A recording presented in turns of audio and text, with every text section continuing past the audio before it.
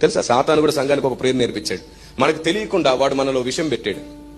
విషం చూపించి పెడతాడా శత్రువు? మనకు తెలియకుండానే తీయటి పదార్థంలో విషం పెట్టాడు. ఆ తీయటి పదార్థం ఏంటో చెప్పనా? మీకు ఎప్పుడైనా సమస్యలు వచ్చినప్పుడు, ప్రాబ్లమ్స్ వచ్చినప్పుడు మీరు ఏమని ప్రార్థన చేస్తారు? సహజంగా ఏమని ప్రార్థన చేస్తారు? ప్రభువా ఈ ప్రాబ్లంని తొలగించు, ఈ ఇబ్బందిని తొలగించు అనేస్తారు కదా. అదే సాతాను నేర్పిన ప్రార్థన.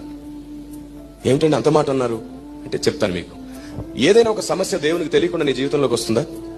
మన ఆలోచనతో మనం తెచ్చుకున్నదైనా, దేవుడు పరీక్షించాలని అనుమతించిందైనా, సాతాను శోధించడానికి తెచ్చినదైనా, ఈ మూడు దేవునికి తెలియకుండా మన జీవితంలోనికి రావు. ఫస్ట్ ఇష్యూ అది.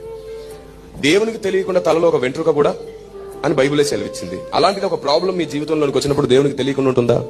తెలుస్తుంది. కానీ ప్రాబ్లమ్స్ వచ్చినప్పుడు దాన్ని తొలగించు ప్రభువా అనే ప్రార్థన నీకు ఎప్పటికీ కూడా దేవుడు అనుకున్న ఆశీర్వాదంగా నువ్వు మారలేవు. ప్రాబ్లం వచ్చినప్పుడు నువ్వు చేయాల్సిన ప్రార్థన ఏమిటంటే, ప్రభువా ఏ కారణంతో ఈ సమస్య నా బ్రతుకులోకి వచ్చిందో, ఏ కారణంతో నువ్వు ఇంకా మౌనంగా ఉన్నావో, ఏం నేర్పించాలనుకుంటున్నావో అది నేర్చుకునే ఓపికను వరముగా నాకు ఇవ్వు ప్రభువా. సహనాన్ని నాకు వరముగా ఇవ్వు ప్రభువా. ఆమేన్. ఎట్ ద సేమ్ టైం ఈ సమస్యను ఎదిరించి పోరాడే శక్తిని కూడా నాకు ఇవ్వు ప్రభువా. ఆమేన్. తీసివేయమంటే బాగుందా, గెలిచే శక్తిని ఇవ్వు ప్రభు అంటే బాగుందా? ఎందుకంటే మనం పిరికి ఆత్మను పొందలేదు. ఆమేన్. పిరికి ఆత్మను పొందలేదు. ఎందుకో చెప్తున్నాను వినండి. విరిగి నలిగిన హృదయము గల వారికి యెహోవా